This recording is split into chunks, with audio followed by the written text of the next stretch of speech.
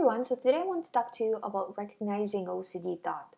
So how do we tell which thought is OCD and which is not? And I'm sure that a lot of you have already heard me talk about this a million times, but it's always good to remind yourself of these things. So please listen to the video because it is important to keep your mind on track with what you are doing and how you are reacting, because the more you start to react the wrong way, you start to slide backwards, right? So how do we know that this is an OCD thought?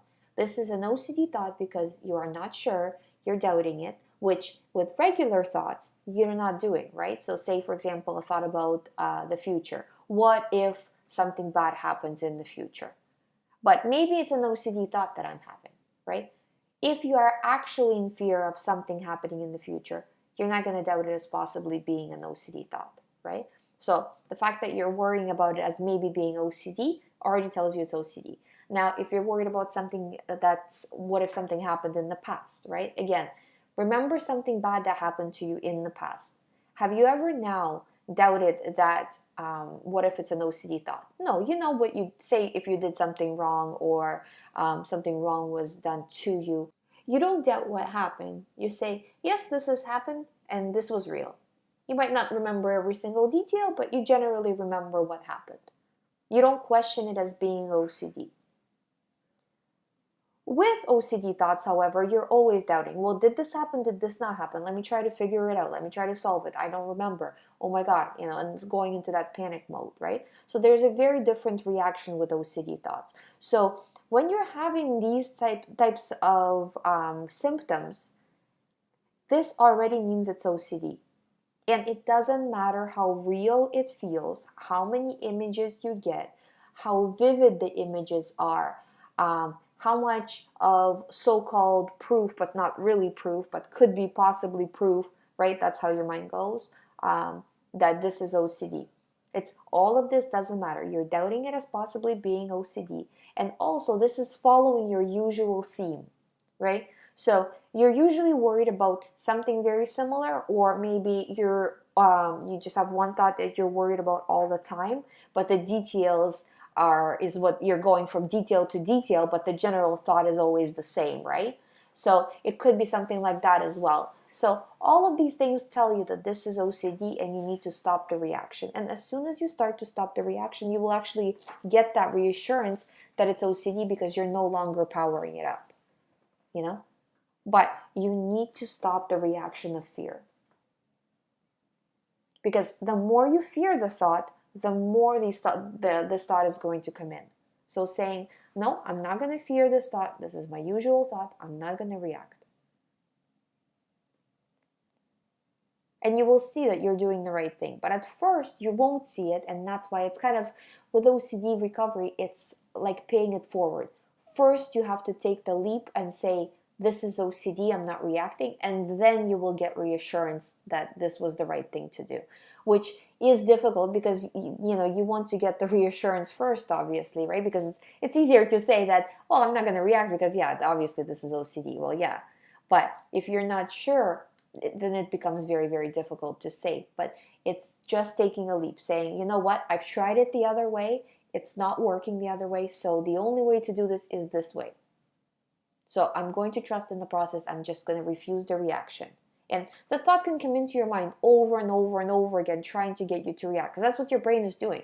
Your brain is trying to get a reaction of fear out of you. So you start to protect yourself from whatever it is that you're worried about. And that part of the mind, the amygdala, doesn't even understand what you're worried about. It only understands that you are reacting to this thought, say thought number 11112, right? With fear, and 11113, you're not reacting with fear. So guess which one is going to be sent to you again, right? So that's all that is happening. That part of the mind doesn't understand these thoughts on the level of consciousness, of understanding it on logical level. It only understands it on the level of signals. So this signal you're reacting to, so this is the signal that's going to be sent to you again and again and again. As long as you keep reacting to it, you're giving it energy. It's like you're powering up a battery. The more you keep powering it up, the more it's going to work. As soon as you take the power away, it's going to just start to die out. And if you keep taking the power away, it's going to fully die out. But you have to be determined and you have to stop confusing your mind, because if one time you react, one time you don't react, one time you react, one time you don't react, your mind doesn't know what you're doing. It doesn't understand what it is you're doing.